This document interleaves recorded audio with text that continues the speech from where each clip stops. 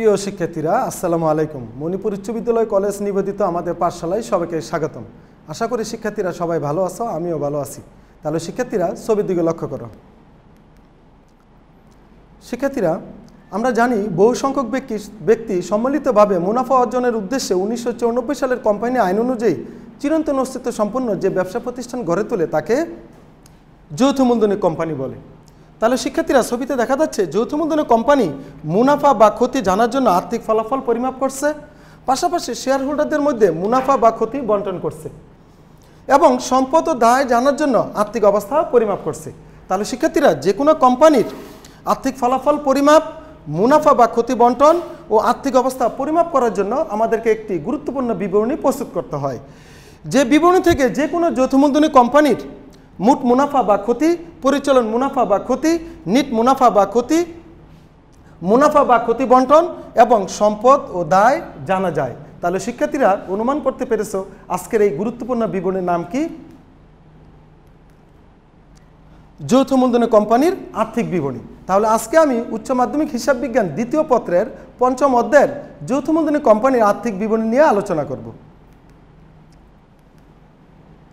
উচ্চ মাধ্যমিক হিসাব বিজ্ঞান দ্বিতীয় পত্র একাদশ ও দ্বাদশ শ্রেণীর জন্য অধ্যায় 5ম যৌথ মূলধনী কোম্পানির আর্থিক বিবরণী, financial statement of joint stock company. Topics: যৌথ মূলধনী কোম্পানির আর্থিক বিবরণী। টপ লাইন্স: কোনো একটি টপিকস নিয়ে আলোচনা করার আগে আমাদের জানা উচিত উক্ত টপিক্সের প্রধান প্রধান টপ লাইন্সগুলো কী কী। লক্ষ্য করো শিক্ষার্থীরা, 1 নম্বর আমরা শিখব যৌথ মূলধনী কোম্পানির আর্থিক বিবরণীর ধারণা। 2 নম্বর আমরা শিখব যৌথ মূলধনী কোম্পানির আর্থিক বিবরণীর ধাপসমূহ। 3 নম্বর আমরা শিখব বিশদ আয় বিবরণীর ধারণা ও এর প্রস্তুত প্রণালী। 4 নম্বর আমরা শিখব কোম্পানির মালিকানা সত্ত্বের বিবরণী ও সংরক্ষিত আয় বিবরণীর ধারণা ও এর প্রস্তুত প্রণালী। 5 নম্বর আমরা শিখব আর্থিক অবস্থার বিবরণীর ধারণা ও এর প্রস্তুত প্রণালী।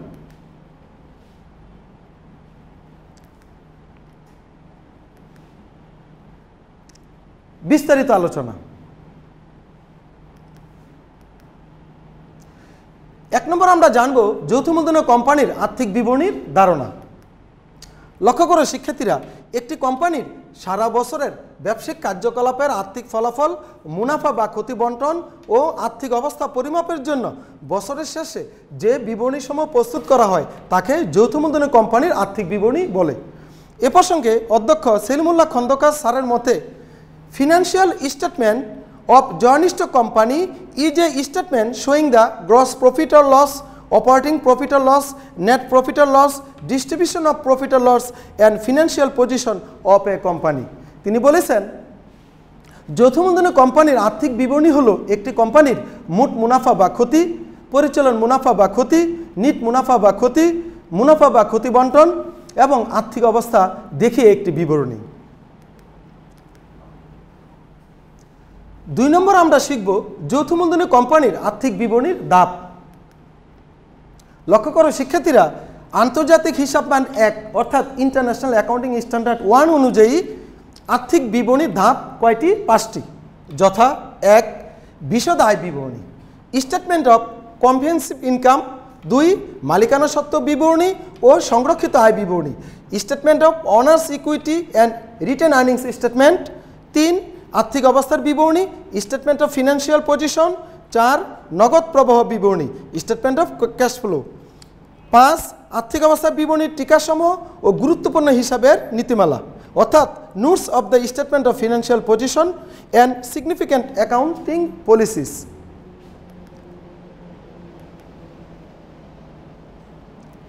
3 নম্বর আমরা শিখব বিশদ আয় বিবরণের ধারণা ও এর প্রস্তুত প্রণালী।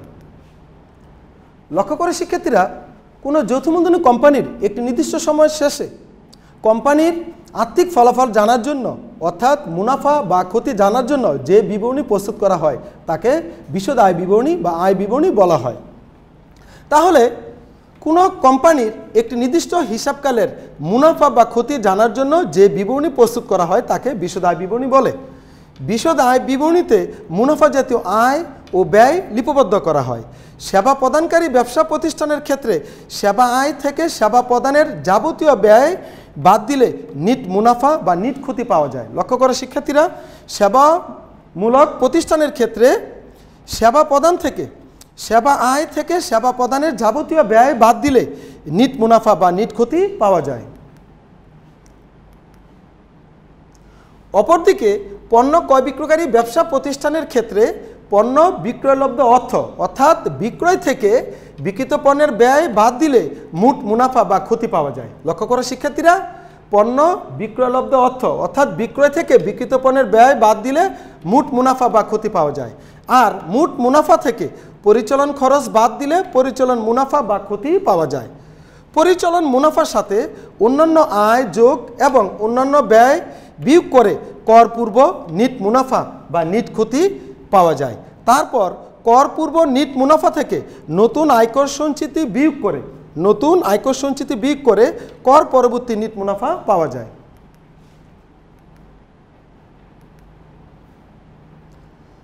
শিক্ষার্থীরা লক্ষ্য করো, বিশদ আয় বিবরণী দুইভাবে প্রস্তুত করা যায়, অর্থাৎ বিশদ আয় বিবরণী আমরা দুটি পদ্ধতিতে প্রস্তুত করতে পারি।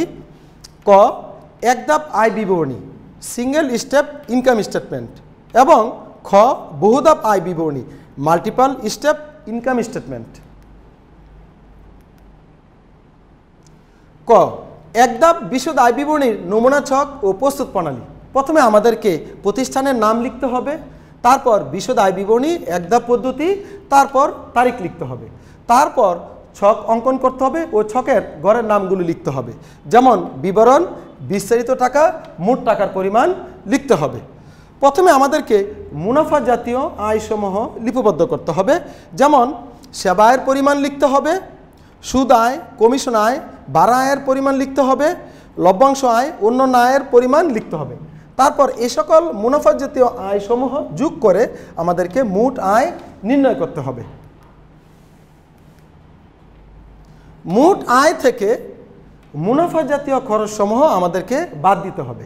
যেমন বেতনের পরিমাণ লিখতে হবে, বিজ্ঞাপন খরচের পরিমাণ লিখতে হবে, বাড়ি ভাড়া খরচ, বিমা খরচের পরিমাণ লিখতে হবে, উপযোগ খরচ, অন্যান্য খরচের পরিমাণ লিখতে হবে।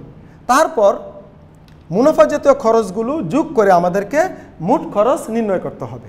তারপর মোট আয় থেকে মোট খরচ বাদ দিয়ে আমাদেরকে নিট মুনাফা বা নিট ক্ষতি বের করতে হবে। তবে শিক্ষার্থীরা এখানে তোমাদেরকে মনে রাখতে হবে, ফলাফল যদি ধনাত্মক হয় তাহলে নিট মুনাফা প্রদর্শিত হবে, আর ফলাফল যদি ঋণাত্মক হয় তাহলে নিট ক্ষতি প্রদর্শিত হবে। এভাবে আমাদেরকে এক ধাপ পদ্ধতিতে বিশদ আয় বিবরণী প্রস্তুত করতে হবে। খ, বহুধাপ বিশদ আয় বিবরণী। বহুধাপ বিশদ আয় বিবরণী প্রধানত তিনটি ধাপে সাজিয়ে প্রস্তুত করা হয়। লক্ষ্য করে শিক্ষার্থীরা, আমরা যখন বহুধাপ বিশদ আয় বিবরণী প্রস্তুত করব তখন প্রধানত তিনটি ধাপে সাজিয়ে আমরা বহুধাপ বিশদ আয় বিবরণী প্রস্তুত করব। প্রথম ধাপে পণ্য বিক্রয়লব্ধ আয় হতে বিক্রিত পণ্যের ব্যয় বাদ দিয়ে মোট মুনাফা বা ক্ষতি নির্ণয় করা হয়। প্রথম ধাপে আমরা কি করব?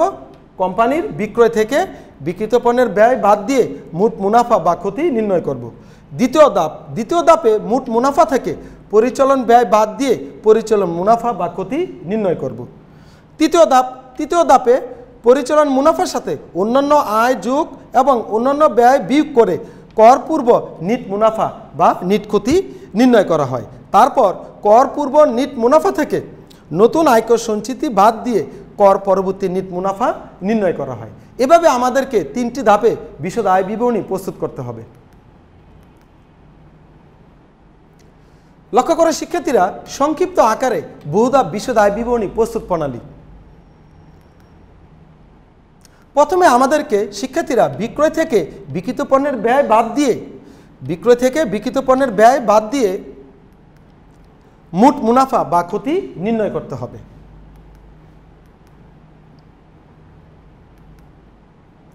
তারপর মোট মুনাফা বা ক্ষতি থেকে পরিচালন ব্যয় বাদ দিয়ে আমাদেরকে পরিচালন মুনাফা বা ক্ষতি নির্ণয় করতে হবে।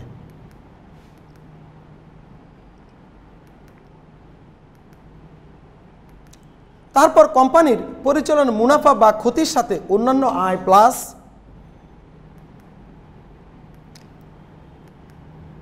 ও অন্যান্য ব্যয় মাইনাস করে কর পূর্ব নিট মুনাফা বা নিট ক্ষতি নির্ণয় করতে হবে।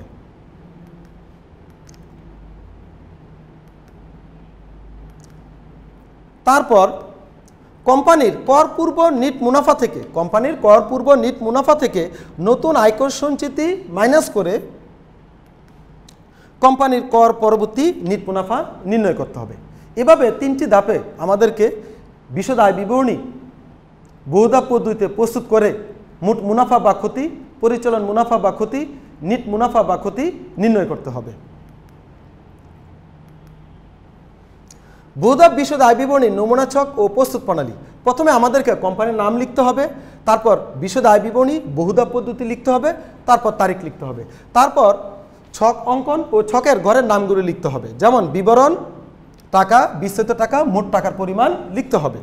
প্রথমে আমাদেরকে বিক্রয় থেকে বিক্রয় ফেরত, বিক্রয় বাট্টা বাদ দিয়ে নিট বিক্রয়ের পরিমাণ নির্ণয় করতে হবে। তারপর নিট বিক্রয় থেকে বিক্রিত পণ্যের ব্যয় বাদ দিতে হবে। বিক্রিত পণ্যের ব্যয় নিম্নোক্ত নিয়মে আমাদেরকে বের করে নিতে হবে। যেমন প্রারম্ভিক মজুত পণ্যের পরিমাণ লিখতে হবে, তারপর ক্রয় যোগ করতে হবে, ক্রয় থেকে ক্রয় ফেরত, ক্রয় বাট্টা বাদ দিয়ে আমাদেরকে নিট ক্রয় বের করতে হবে। এই নিট ক্রয়ের সাথে কোম্পানির প্রত্যক্ষ খরচ যেমন মজুরি, আন্তঃপরিবহন যোগ করতে হবে। তারপর সমাপনী মজুত পণ্য বাদ দিয়ে কোম্পানির বিক্রিত পণ্যের ব্যয় নির্ণয় করতে হবে। এই বিক্রিত পণ্যের ব্যয় কোম্পানির নিট বিক্রয় থেকে বাদ দিয়ে আমাদেরকে মোট মুনাফা বা ক্ষতি নির্ণয় করতে হবে। ফলাফল যদি ধনাত্মক হয় তাহলে মোট মুনাফা প্রদর্শিত হবে, আর ফলাফল যদি ঋণাত্মক হয় তাহলে মোট ক্ষতি প্রদর্শিত হবে।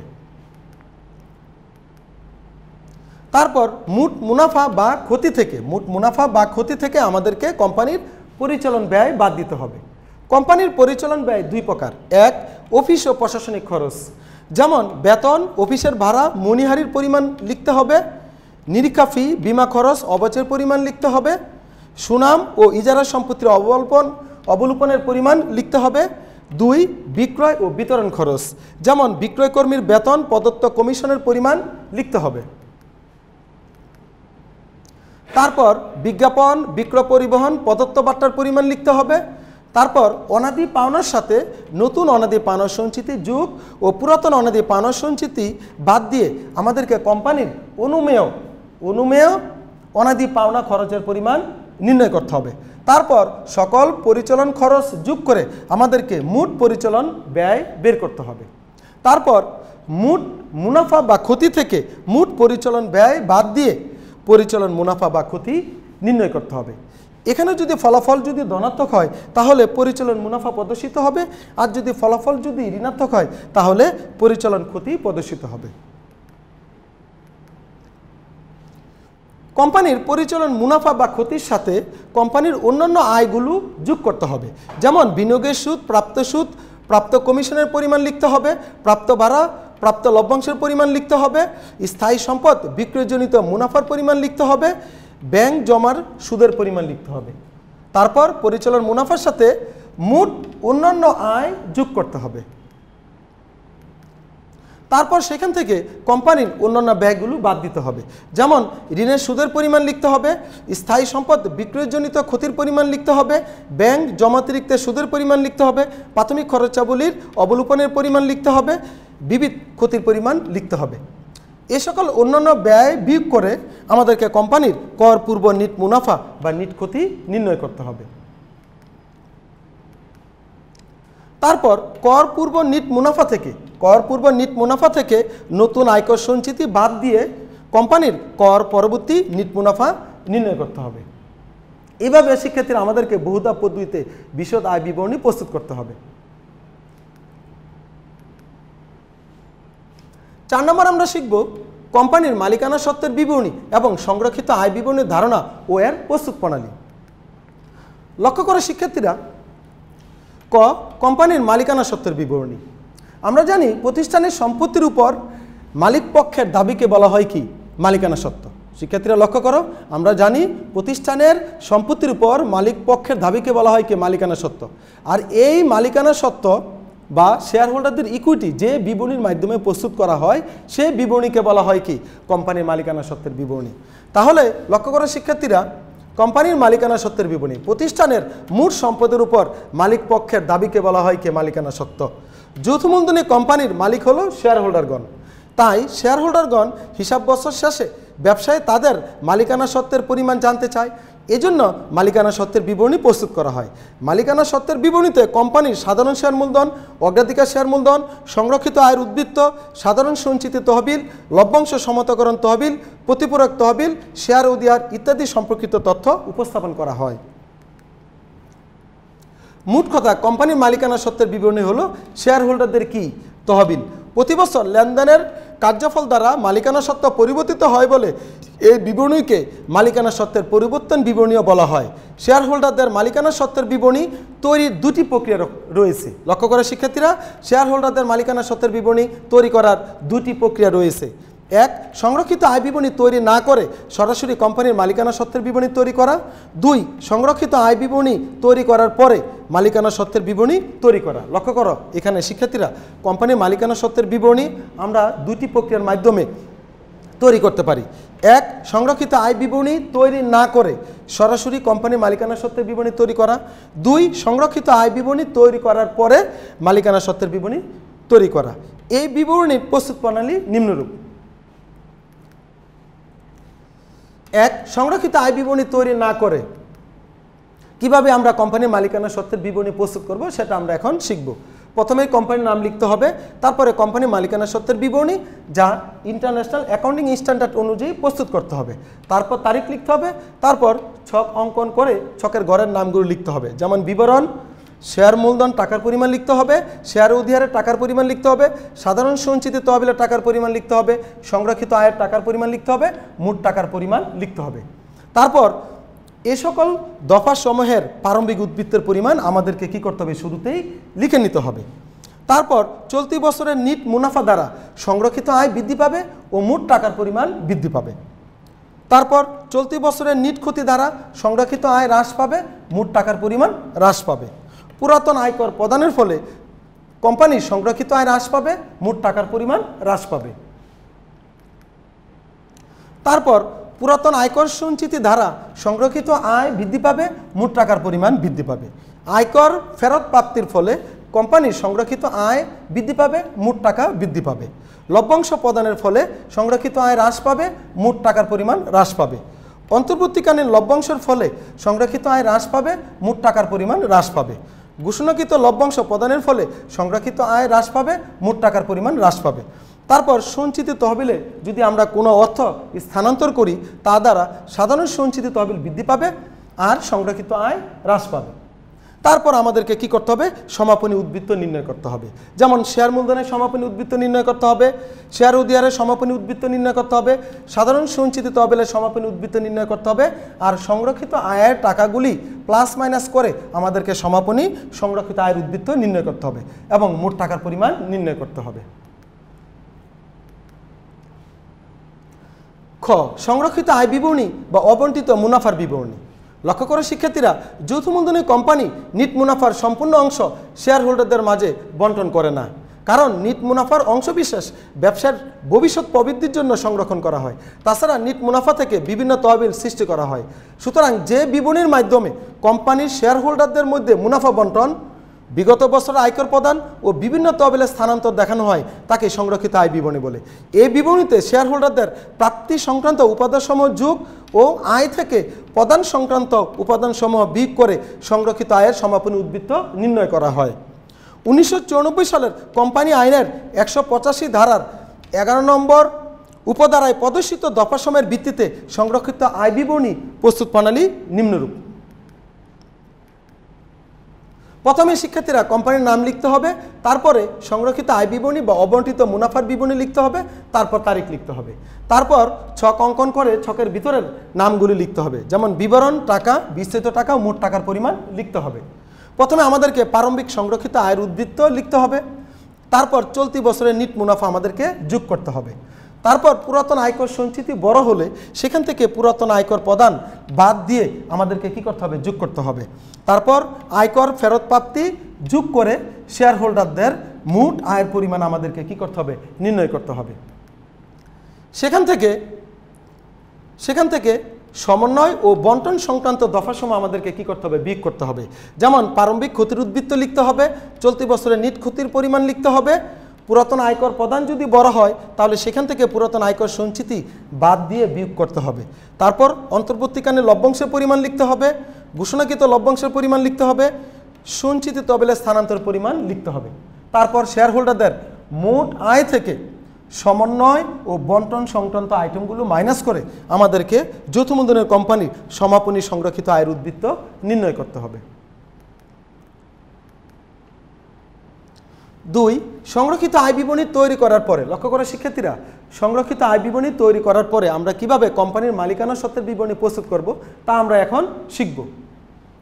যে বিবরণীতে কোম্পানির মালিকানা সত্ত্ব বা শেয়ার হোল্ডারদের ইকুইটি নির্ণয় করা হয়, লক্ষ্য করা শিক্ষার্থীরা, যে বিবরণীতে কোম্পানির মালিকানা সত্ত্ব বা শেয়ার হোল্ডারদের ইকুইটি নির্ণয় করা হয় তাকে কোম্পানির মালিকানা সত্ত্বের বিবরণী বলে।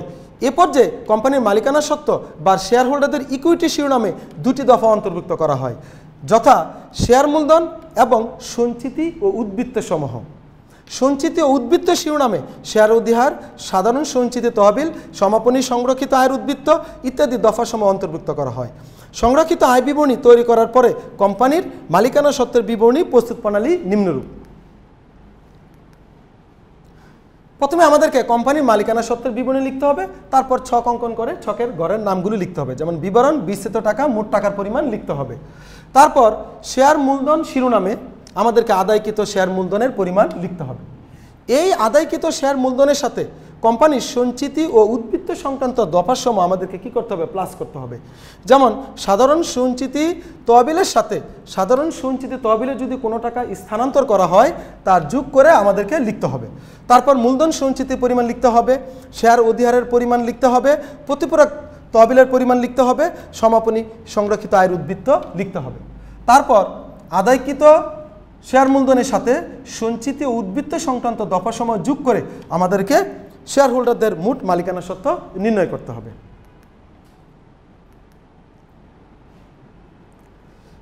5 নম্বর আমরা শিখব আর্থিক অবস্থা বিবরণীর ধারণা ও এর প্রস্তুত প্রণালী। লক্ষ্য করে শিক্ষার্থীরা, যে কোনো যৌথ মূলধনের কোম্পানির আর্থিক অবস্থা জানার জন্য কোম্পানির সকল সম্পদ, দায়, শেয়ার মূলধন ও বিভিন্ন তহবিল নিয়ে যে বিবরণী প্রস্তুত করা হয় তাকে বলা হয় কি, যৌথ মূলধনের কোম্পানির আর্থিক বিবরণী। দেখো শিক্ষার্থীরা, যৌথ মূলধনের কোম্পানির আর্থিক অবস্থা জানার জন্য হিসাবকালের শেষ দিনে কোম্পানির সকল সম্পদ, দায়, শেয়ার মূলধন ও বিভিন্ন তহবিল নিয়ে যে বিবরণী প্রস্তুত করা হয় তাই কি, আর্থিক অবস্থা বিবরণী, অর্থাৎ স্টেটমেন্ট অফ ফিনান্সিয়াল পজিশন বা ব্যালেন্স শিট অর্থাৎ উদ্বৃত্তপত্র। তাহলে শিক্ষার্থীরা, এই চিত্র থেকে আমরা, এই ছবি থেকে আমরা বলতে পারি যৌথ মূলধনের কোম্পানির সকল সম্পদ, দায়, শেয়ার মূলধন ও বিভিন্ন তহবিল নিয়ে যে বিবরণী প্রস্তুত করা হয় সে বিবরণীকে বলা হয় কি, ব্যালেন্স শিট অথবা স্টেটমেন্ট অফ কি ফিনান্সিয়াল পজিশন, উদ্বৃত্তপত্র বা আর্থিক অবস্থার বিবরণী। বিভিন্ন ধরনের সম্পদ ও দায় নিম্নরূপ। আর্থিক অবস্থার বিবরণী প্রস্তুত করতে গেলে আমাদেরকে জানতে হবে বিভিন্ন ধরনের সম্পদ এবং দায়গুলো কি কি। লক্ষ্য করে শিক্ষার্থীরা, সম্পদ হচ্ছে কোম্পানির মালিকানাধীন অর্থনৈতিক সম্পদ যা হতে কোম্পানি তার ভবিষ্যৎ কার্য পরিচালনায় সুযোগ সুবিধা পেয়ে থাকে, যেমন সুনাম, দালান কোঠা, ট্রেডমার্ক, হাতে নগদ।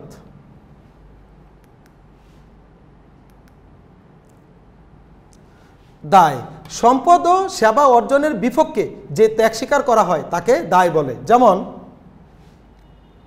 ব্যাংক ঋণ,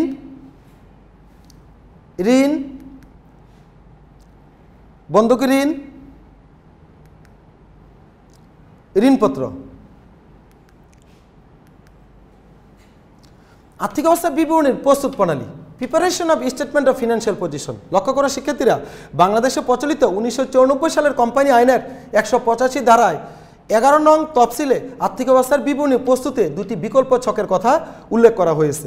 লক্ষ্য করা শিক্ষার্থীরা, বাংলাদেশে প্রচলিত 1994 সালের কোম্পানি আইন অনুযায়ী 185 ধারায় 11 নং তফসিলে আর্থিক অবস্থার বিবরণী প্রস্তুতে দুটি বিকল্প ছকের কথা উল্লেখ করা হয়েছে, যথা ক ছক অর্থাৎ ক প্রথম খণ্ড বা ক ছক ও খ দ্বিতীয় খণ্ড বা খ ছক। প্রথম খণ্ড বা ক ছক অনুযায়ী আর্থিক অবস্থার বিবরণীতে 2 স্তরে তথ্য লিপিবদ্ধ করা হয়। প্রথম স্তরে সম্পদ সমূহকে 4 ভাগে ভাগ করা হয়। লক্ষ্য করা শিক্ষার্থীরা, প্রথম স্তরে সম্পদগুলোকে আমরা কয় ভাগে ভাগ করব? 4 ভাগে ভাগ করব। যেমন প্রথমে আমরা স্থায়ী সম্পদগুলি লিখব, 2 নম্বর আমরা বিনিয়োগ সংক্রান্ত দফাগুলি লিখব, 3 নম্বর চলতি সম্পদ লিখব ও 4 নম্বর আমরা কি করব? অসমন্বিত ব্যয় অর্থাৎ অবাস্তব সম্পদগুলি আমরা লিপিবদ্ধ করব। দ্বিতীয় স্তরে কোম্পানির মালিকদের সত্ত্ব ও দায়কে 4 ভাগে দেখানো হয়। যেমন 1 শেয়ার মূলধন, 2 সঞ্চিতি ও উদ্বৃত্ত, 3 দীর্ঘমেয়াদী ঋণ, 4 চলতি দায় ও ভবিষ্যৎ ব্যবস্থা। প্রথম খণ্ড বা ক ছক অনুযায়ী আর্থিক অবস্থার বিবরণী প্রস্তুত প্রণালী নিম্নরূপ। প্রথমে শিক্ষার্থীরা কোম্পানির নাম লিখতে হবে, তারপর আর্থিক অবস্থার বিবরণী, প্রথম খণ্ড বা ক ছক লিখতে হবে, তারপর তারিখ লিখতে হবে। তারপর আমাদেরকে ছক অঙ্কন করে ছকের ঘরের নামগুলো লিখতে হবে। যেমন সম্পদ, টাকা, বিস্তৃত টাকা, মোট টাকার পরিমাণ লিখতে হবে। প্রথমে আমাদেরকে স্থায়ী সম্পত্তি লিখতে হবে। যেমন সুনাম থেকে অবলোপন বাদ দিয়ে লিখতে হবে, ভূমির পরিমাণ লিখতে হবে, দালান কোঠা বা ইমারত বা প্ল্যান থেকে পুঞ্জীবিত অবচয় বাদ দিয়ে লিখতে হবে। তারপর ইজারা সম্পত্তি থেকে অবলোপন বাদ দিয়ে লিখতে হবে, কলকব্জার যন্ত্রপাতির সাথে সংস্থাপন ব্যয় যোগ করে তা থেকে পুঞ্জীবিত অবচয় বাদ দিয়ে লিখতে হবে। আসবাবপত্র ও সরঞ্জাম থেকে পুঞ্জীবিত অবচয় বাদ দিয়ে লিখতে হবে। প্যাটেন্ট, ট্রেডমার্ক ও ডিজাইন থেকে অবলোপন বাদ দিয়ে লিখতে হবে। তারপর এ সকল স্থায়ী সম্পদগুলো যোগ করে আমাদেরকে মোট স্থায়ী সম্পদের পরিমাণ নির্ণয় করতে হবে। তারপর বিনিয়োগ সংক্রান্ত দফাগুলো লিখতে হবে। যেমন 10% বিনিয়োগ, সরকারি সঞ্চয়পত্র ক্রয়ের পরিমাণ লিখতে হবে, শেয়ার বা ডিবেঞ্চার বা বন্ড ক্রয়ের পরিমাণ লিখতে হবে, অংশীদারি ফার্মের মূলধনে বিনিয়োগের পরিমাণ লিখতে হবে। তারপর এই সকল বিনিয়োগের পরিমাণ যোগ করে আমাদেরকে মোট বিনিয়োগের পরিমাণ লিখতে হবে। তারপর চলতি সম্পদের পরিমাণ লিখতে হবে। যেমন বিনিয়োগের বকেয়া সুদের পরিমাণ লিখতে হবে, সমাপনী মজুত পণ্য প্রাপ্য নোটের পরিমাণ লিখতে হবে, প্রাপ্য হিসাব বা দেনাদার থেকে নতুন অনাদি পাওনা ও নতুন অনাদি পাওনা সঞ্চিতি বাদ দিয়ে নিট প্রাপ্য হিসাবের পরিমাণ লিখতে হবে, হাতে নগদ ও ব্যাংক জমার পরিমাণ লিখতে হবে। তারপর এই সকল চলতি সম্পদ যোগ করে আমাদেরকে মোট চলতি সম্পদের পরিমাণ নির্ণয় করতে হবে। তারপর অসমন্বিত খরচসমূহ অর্থাৎ কোম্পানির অবাস্তব সংক্রান্ত আইটেমগুলো আমাদেরকে লিখতে হবে। যেমন প্রাথমিক খরচ থেকে অবলোপন বাদ দিয়ে লিখতে হবে, শেয়ার অবহার বা ঋণপত্রের বাট্টা থেকে অবলোপন বাদ দিয়ে লিখতে হবে, অবলোকন কমিশন থেকে অবলোপন বাদ দিয়ে লিখতে হবে। তারপর সকল সম্পদ যোগ করে আমাদেরকে মোট সম্পদের পরিমাণ নির্ণয় করতে হবে। শেয়ার মালিকদের সত্ত্ব দায়, প্রথমে আমাদেরকে শেয়ার মূলধন শ্রেণীবিন্যাস করে লিখতে হবে। যেমন অনুমোদিত শেয়ার মূলধনের পরিমাণ লিখতে হবে, অর্থাৎ প্রতি শেয়ারের দরের সাথে অনুমোদিত শেয়ার মূলধনের সংখ্যা গুণ করে অনুমোদিত শেয়ার মূলধনের পরিমাণ লিখতে হবে, যা ক্লোজ করে দিতে হবে। তারপর একইভাবে ইস্যুকৃত শেয়ার মূলধনের পরিমাণ লিখতে হবে। তারপর বিলিখিত ও আদায়কৃত শেয়ার মূলধনের পরিমাণ লিখতে হবে। তারপর সঞ্চিতি ও উদ্বৃত্ত সংক্রান্ত দফাগুলি লিখতে হবে। যেমন সাধারণ সঞ্চিতি তহবিলের পরিমাণ লিখতে হবে, সমাপনী সংরক্ষিত আয়ের পরিমাণ লিখতে হবে, শেয়ার অধিহার প্রতিপূরক তহবিলের পরিমাণ লিখতে হবে। তারপর এ সকল সঞ্চিত উদ্বৃত্ত সংক্রান্ত আইটেমগুলো যোগ করে আমাদেরকে মোট সঞ্চিত উদ্বৃত্তের পরিমাণ নির্ণয় করতে হবে। তারপর দীর্ঘমেয়াদী দায়ের পরিমাণ লিখতে হবে। যেমন 10% ব্যাংক ঋণ, বন্ধকি ঋণ, ঋণপত্রের পরিমাণ লিখতে হবে। চলতি দায় ভবিষ্যৎ ব্যবস্থার পরিমাণ লিখতে হবে। যেমন পদে হিসাব, পদয় বিল, বকেয়া খরচের পরিমাণ লিখতে হবে, ব্যাংক জমাতিরিক্ত অগ্রিম আয়ের পরিমাণ লিখতে হবে, প্রস্তাবিত লভ্যাংশ অদাবিকৃত লভ্যাংশের পরিমাণ লিখতে হবে, নতুন আয়কর সঞ্চিতি, পেনশন তহবিলের পরিমাণ লিখতে হবে।